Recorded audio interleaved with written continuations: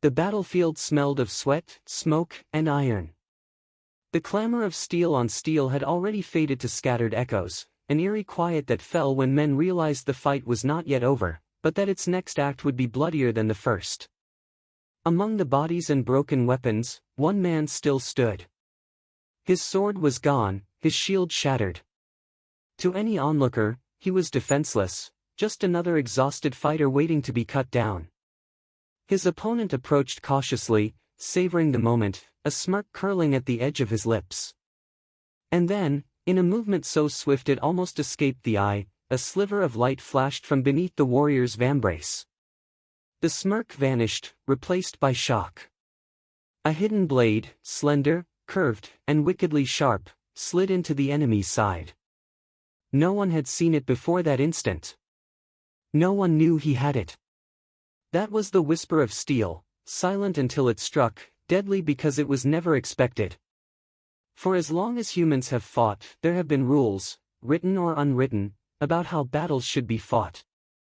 Whether the code of chivalry in medieval Europe, Bushido in Japan, or the honor traditions of desert warriors, each culture wove morality into war. But hidden weapons existed in defiance of these codes, living in the gray zone between honor and survival. To wield one was to admit that the battlefield was not about glory, it was about staying alive, no matter the cost. The idea of a concealed weapon inside armor wasn't just a trick of engineering, it was a philosophy. Armor was meant to protect, but in the hands of a clever warrior it became a disguise for the most intimate kind of killing. In the chaos of melee combat, when swords were locked, spears broken, and arrows spent, the fight often came down to who still had a weapon in hand. A man who could draw steel from an unexpected place had the advantage of not just surprise, but psychological domination. His enemy's last thought might not even be pain, it might be confusion. Cultures across history approached this concept differently. The Roman gladiator Retiarius carried a trident and net, but some were rumored to hide narrow, stiletto-like blades inside their wrist wrappings for a final stab if disarmed. In feudal Japan, certain samurai carried kagatana, small utility knives concealed within the scabbard of a larger sword, or even within armor panels, ready for moments when their primary katana was lost. In Renaissance Italy, noblemen sometimes commissioned armor with decorative crests that concealed thin stabbing points, designed not for battlefield chaos but for duels and assassinations in crowded courts. Yet these weapons were more than tools, they were statements. They said, "I am prepared for the moment you think I am beaten." They were the answer to hubris, the correction to overconfidence. The psychology of the hidden blade was as important as the weapon itself. Soldiers spoke of it in whispers, rumors of enemy champions who could kill even while bound, whose armor was as dangerous as their swords. Such stories traveled faster than armies, often breaking enemy morale before the first charge. Fear of the unseen has always been one of humanity's deepest terrors, and the idea that an opponent could kill you after you thought him harmless was enough to make even seasoned fighters hesitate. This tension between honor and cunning is where the emotional heartbeat of these weapons lies. In one story from 13th century India, a Rajput warrior faced a duel against a far stronger opponent. Outmatched in strength, he fought defensively, allowing his foe to grow overconfident. Then, feigning exhaustion, he stumbled forward, only to plunge a spring-loaded blade from his gauntlet into the man's throat. The victory saved his clan's reputation, but it also sparked outrage. Was it bravery or treachery? That question, unanswered, followed him to his grave. And that is where the human drama lives, not just in who died and who lived, but in the moral uncertainty that lingered afterward. For every account of a hero using a hidden blade to protect his people, there was another condemning the same act as cowardly. The judgment often depended less on the act itself and more on who told the story. Victors called it ingenuity. The defeated called it dishonor. These contradictions made hidden weapons a dangerous gamble, not just in battle, but in reputation. A knight in 15th century Burgundy who used a concealed dagger in a joust might win the bout but lose the favor of his lord. A samurai who used a wrist blade in a duel might save his life but stain his family's name for generations.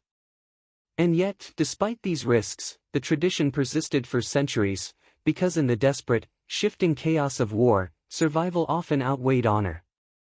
As we step deeper into this story, we will move from the lone warrior's secret to the armorer's workshop, where artisans of death blended metal and deception into a single, lethal art form.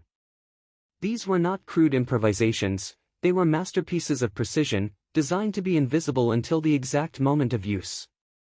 The next chapter will pull back the curtain on their craft, how the steel was shaped, hidden, and brought to life in the heart of battle. Because the hidden knife is more than a weapon, it is a reminder that in war, the most dangerous threat is often the one you never see. The flicker of a forge's fire could reveal 1,000 truths, about the skill of the man who shaped the steel, the stories whispered in the streets, and the secrets that might never leave the workshop. In the dim glow, an armorer's hands moved with the precision of a surgeon. To the casual eye, he was crafting another piece of noble armor, a gauntlet, a breastplate, a set of greaves polished to perfection. But to the trained observer, there was something unusual, a faint hollow in the vambrace, a seam that did not match the rest, a hinge so small it could vanish in shadow. The history of concealed weapons begins not only on the battlefield but at the workbench of such craftsmen, men whose ingenuity could mean the difference between life and death for their clients. In many cases, they worked in secrecy, for the designs they made often broke the rules of their time. A knight's armor in 15th century France was meant to display strength and honesty in combat, yet a hidden blade violated the very idea of fair fight. Still, some patrons paid handsomely for such work, knowing that on the battlefield, ideals could be as brittle as a rusted sword. The techniques were as varied as the cultures that birthed them. In Mughal India, royal bodyguards sometimes wore bracers fitted with Patha-style punch daggers that could spring forward with a twist of the wrist. The mechanism relied on a concealed catch and finely coiled springs, a marvel of miniature engineering in an age without industrial machinery. In Renaissance Italy, armorers crafted elaborate parade helms for dukes and princes, where the decorative plume holder doubled as a slender stabbing spike, perfectly balanced for a sudden thrust in close quarters. Even in the Roman world, certain pieces of larica segmentata were modified to contain narrow stiletto blades, the handles hidden beneath overlapping metal plates, invisible unless deliberately released. But these creations were not without risk for the makers themselves. In medieval Japan, the shogunate's laws were clear: unauthorized production of assassins' tools could be punished by death. Some armorers worked under the protection of powerful daimyo, knowing their political patrons would shield them from prosecution. Others operated in the shadows, passing designs through trusted networks, each piece carrying the unspoken understanding that if the wrong person noticed, both buyer and maker might vanish without trace. What drove these craftsmen? Gold, certainly, for such commissions commanded high prices.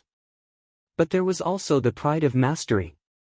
To hide a blade within armor was to solve a puzzle of space, weight, and accessibility. The weapon had to be reachable in an instant, yet invisible to the opponent's searching eyes. It had to be light enough not to hinder movement, yet strong enough to pierce flesh and armor alike. A poorly made mechanism could mean death for its owner in the moment of need, and so the stakes were as high for the maker as for the fighter. One preserved example from 16th century Germany tells the story in steel. A pair of tournament gauntlets recovered from an aristocratic armory were found to contain retractable daggers hidden in the forearm sections. The mechanism was so well balanced that the wearer could draw the blade in a single movement while maintaining his guard. To the crowd watching a joust or duel, the blow would appear as if conjured from thin air, a shock designed to stun not just the opponent, but everyone present. Yet the secrecy surrounding these devices meant that most never saw daylight in historical records. They lived and died with their owners, buried in graves, dismantled after their masters' deaths, or locked away in noble collections never meant for public eyes. Today, a handful survive in museums, their steel polished by centuries, their mechanisms still functional, a silent testimony to the men who risked everything to create them. From the armorer's bench, these hidden weapons would travel into the hands of warriors and nobles, where they became more than just curiosities. They became decisive tools in moments where a single breath could separate victory from death. And in one notorious duel, such a device would change not only the outcome of the fight, but the laws of an entire realm. It was a crisp spring morning in the Duchy of Burgundy, 1447. The air carried the scent of trampled grass and oil-polished steel. Nobles crowded along the wooden railings of the tilt-yard, their voices a murmur of wagers and whispered predictions. At the center of the field stood two men, both knights of renown, sworn to uphold the sacred codes of chivalry. On one side, Sir Alain de Montfort, tall, broad-shouldered, a veteran of a dozen tournaments. On the other, Sir Etienne de Valois, younger, faster, with a reputation for cunning footwork. The duel was not to the death, but it carried the weight of honor. A dispute over land had brought them here, and though the outcome would be decided under the gaze of heralds and noble spectators, its consequences would ripple far beyond this field. The first passes were textbook. Lances shattered against shields, the thud of impact reverberating through the stands. After 3 charges, the men dismounted for swordplay, their blades ringing in tight arcs. Etienne pressed the attack, forcing Alain backward, but the older knight's defense was impeccable. Minutes passed. Sweat glistened beneath their helmets. Then came the moment that froze history. Etienne feinted left, baiting Alain into a high guard. As their swords locked, Alain's weapon wrenched free, his grip broken. Gasps rose from the crowd. Defenseless, the elder knight stepped back. Etienne, sensing victory, lowered his blade slightly as if preparing to demand surrender. But instead of yielding, Alain's right arm flicked downward in a motion almost too quick to follow. A narrow blade shot from the underside of his vambrace, a weapon none had seen before. With a single thrust, he caught Etienne beneath the arm, piercing the gap in his armor. Etienne collapsed, gasping, his sword falling to the dirt. The crowd erupted, not in cheers, but in outrage. Heralds rushed to separate the fighters, though the duel was already decided. Etienne would live, but his wound was deep, his pride deeper still. Whispers spread like wildfire: hidden blade, dishonor, treachery. Some nobles argued Alain had shown brilliant resourcefulness, others said he had shamed the code of knighthood. Within weeks, the court convened to address the scandal. What had been an unspoken understanding, that combatants fought with weapons openly declared, was now codified into law. The Ordinance of Chivalric Arms banned the use of concealed blades in any sanctioned duel or tournament, under penalty of forfeiture, exile, or even death for repeat offenders. Alain himself was spared severe punishment only because of his status and service to the Duke. Yet his reputation never fully recovered. In the years to come, his name was invoked less as a model of skill and more as a cautionary tale, a reminder that the line between victory and dishonor could be as thin as a hidden blade. And so, from a single thrust on a spring morning, a new chapter in the ethics of warfare was written. But while the law now forbade such tactics in open combat, war itself was another matter entirely, and on the battlefield, armies were far less concerned with honor than with survival. The next section will leave the tiltyard behind and march us into the shadows of history, where entire military units carried hidden knives into the heart of enemy lines. The rules of the tiltyard rarely applied beyond the walls of a castle. On the open battlefield, there were no heralds to enforce honor, no noble spectators to gasp in outrage, only the chaos of survival.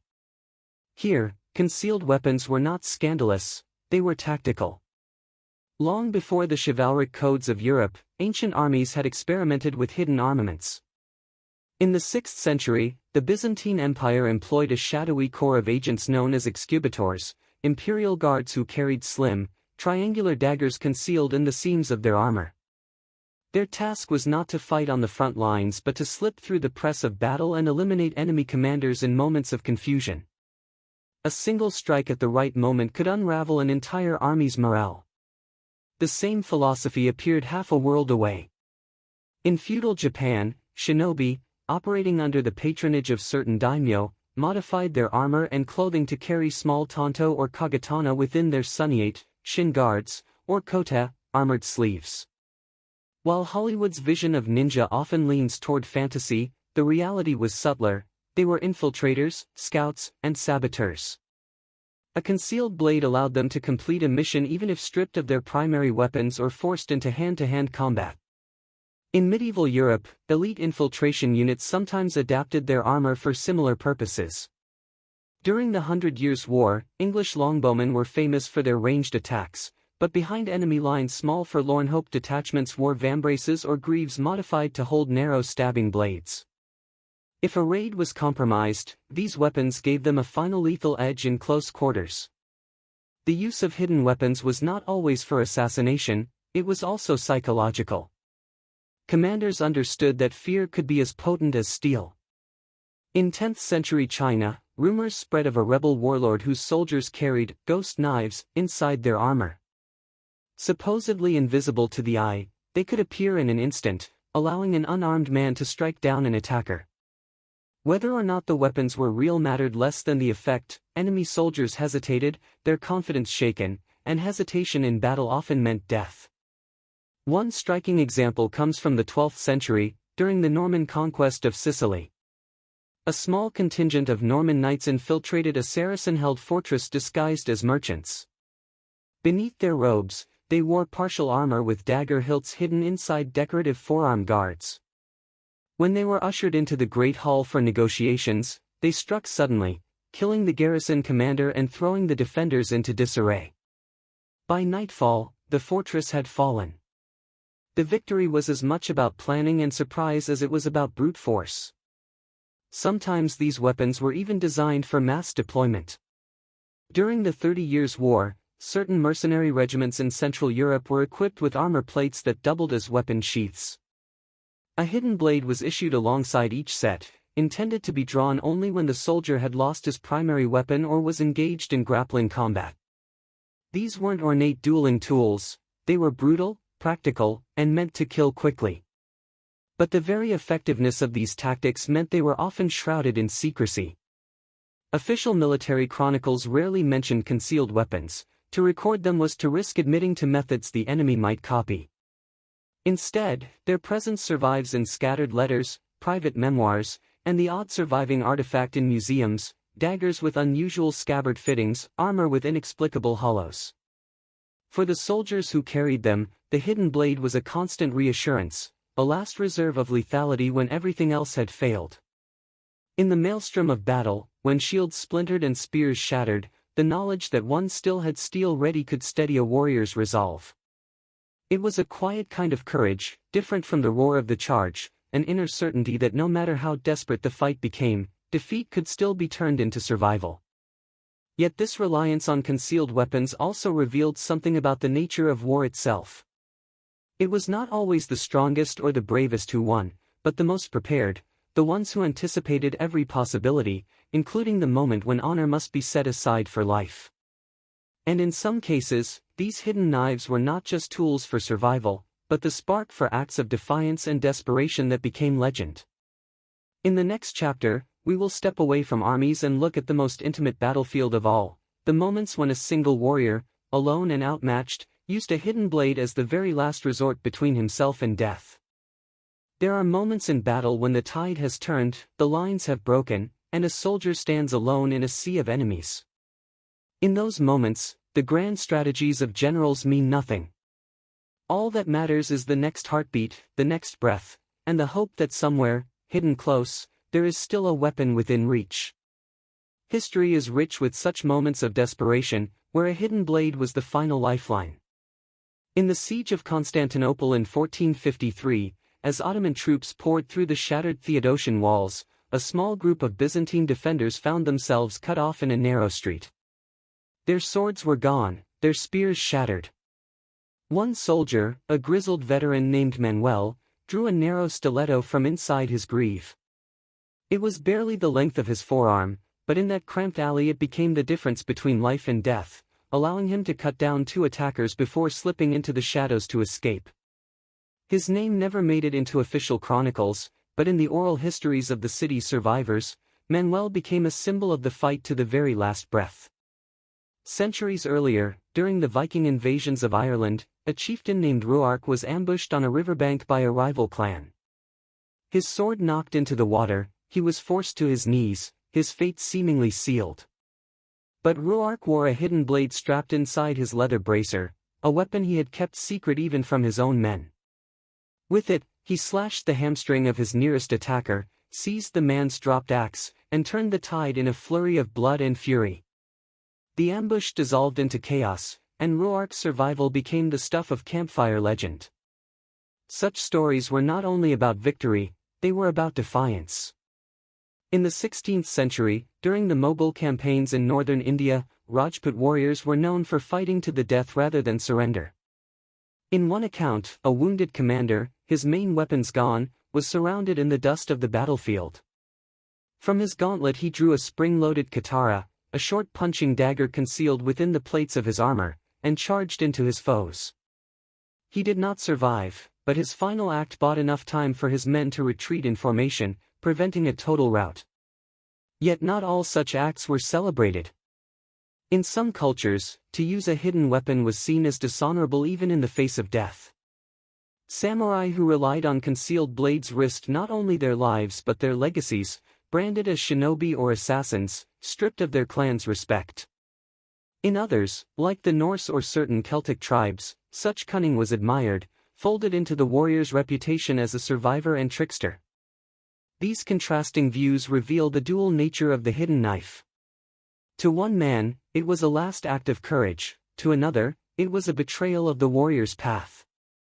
And yet, when stripped of poetry and judgment, the truth remains. In the brutal calculus of survival, a weapon you can draw when all others are gone is more than a tool, it is hope made of steel.